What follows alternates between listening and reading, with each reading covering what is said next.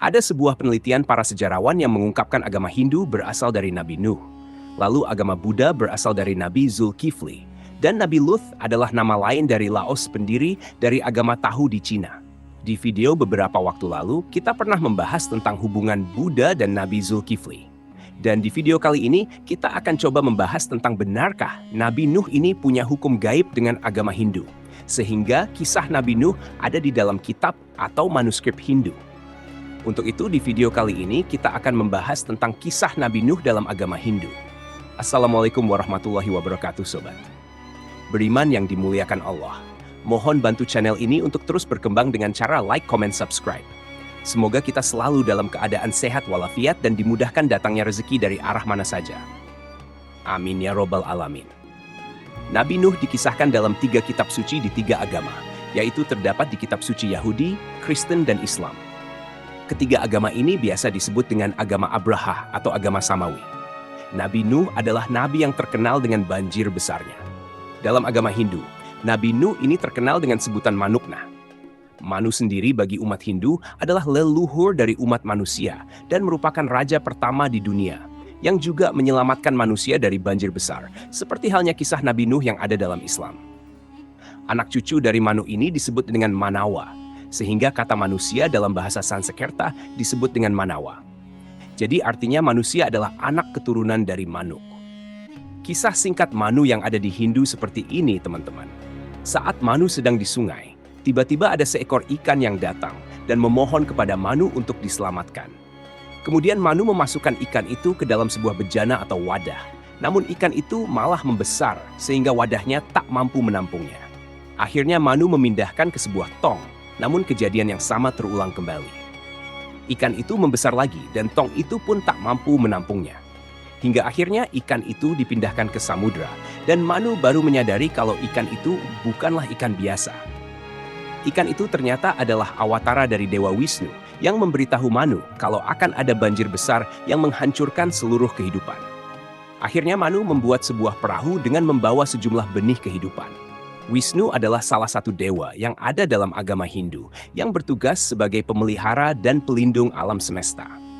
Wisnu juga merupakan roh tertinggi dalam Purana atau kisah zaman kuno. Wisnu ini juga disebutkan bersifat gaib dan berada di mana-mana yang kemudian dibuatlah simbol-simbol atau atribut tertentu yang dipilih sesuai dengan karakternya dan diwujudkan dalam bentuk lukisan, pahatan, dan arca supaya orang-orang muda melakukan penghayatan terhadap sosok Wisnu ini. Wisnu sering beravatar antara lain menjadi ikan atau Matsya, Rama, Krishna, Buddha, dan Kalki. Di agama Kristen, kisah Nuh atau Manu bisa ditemukan dalam kitab Kejadian 6 dan 7. Dalam kitab Kejadian 6 disebutkan, "Berfirmanlah Allah kepada Nuh, Aku telah memutuskan mengakhiri hidup seluruh makhluk sebab bumi telah penuh dengan kekerasan oleh mereka. Jadi aku akan memusnahkan mereka bersama-sama dengan bumi. Buatlah bagimu sebuah bahtera dari kayu gofir. Bahtera itu harus kau buat berpetak-petak dan harus kau tutup dengan pakal dari luar dan dari dalam. Sebab sesungguhnya, aku akan mendatangkan air bah untuk meliputi bumi untuk memusnahkan segala yang hidup dan bernyawa di kolong langit. Segala yang ada di bumi akan mati binasa. Tetapi dengan engkau aku akan mengadakan perjanjianku dan engkau akan masuk ke dalam bahtera itu. Engkau bersama dengan anak-anakmu dan istrimu dan istri anak-anakmu." Jika di Islam, kisah Nuh atau Manuk bisa dibaca di Al-Quran surat Al-Muminun dan surat Asy-Syu'ara. Nuh berdoa, "Ya Tuhanku, tolonglah aku karena mereka mendustakan aku." Lalu kami mewahyukan kepadanya, "Buatlah bahtera di bawah penilikan dan petunjuk kami.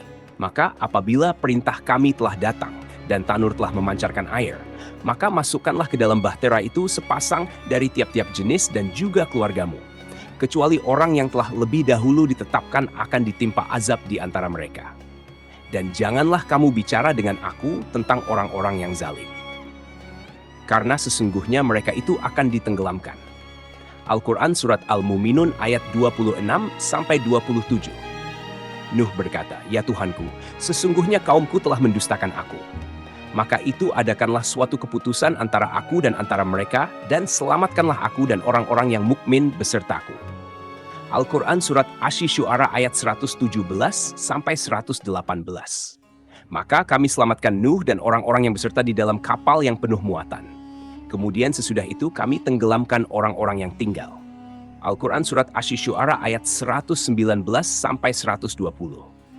Di dalam pemahaman agama Hindu, dari Manu atau dalam bahasa kitanya Nuh ini, lahir banyak keturunan dari semua ras dan disebut dengan Manavas atau Manawas. Manu atau Nuh ini katanya memiliki beberapa anak. Ada yang menyebutnya punya sampai 10 anak. Di antaranya anak itu bernama Wana, Ishaku, Ila, dan Ksatrias. Dan jika di Bible, Nuh hanya disebutkan punya 3 anak, Sam, Ham, dan Yafet. Menurut International Standard Bible Encyclopedia, keturunan Sam menghasilkan bangsa Israel, keturunan Ham menghasilkan bangsa Mesir, Kanaan, dan Arab. Keturunannya sebagai nabi juga memiliki hukum yang oleh umat Hindu disebut dengan Manusmriti atau Law of Manu. Dalam Atharva Veda, Book 20 Him 127 ayat 1-13 dikatakan di sana bahwa tentangkan datangnya Nabi Muhammad Shallallahu Alaihi Wasallam. Di sana dikisahkan dia adalah resi yang naik onta atau unta. Tidak mungkin itu orang India, karena resi India atau Brahman tidak boleh naik unta.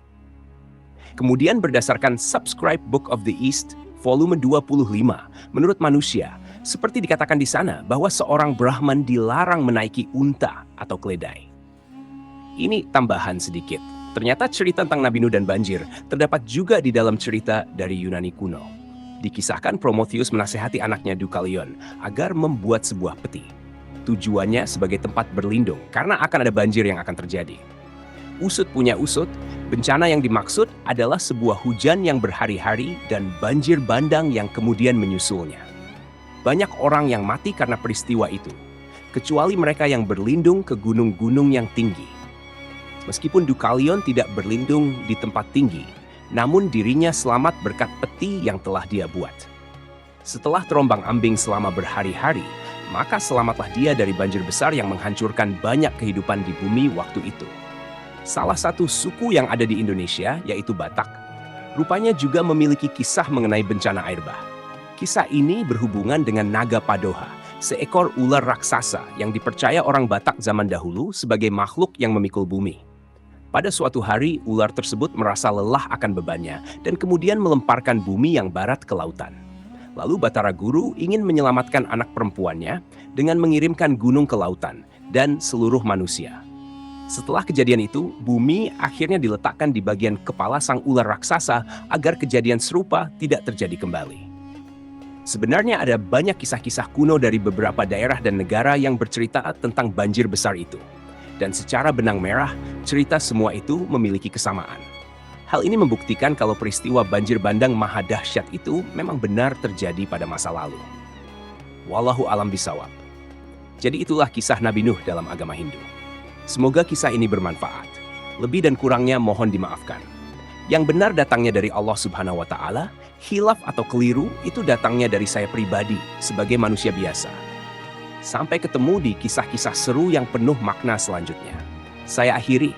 Wassalamualaikum warahmatullahi wabarakatuh.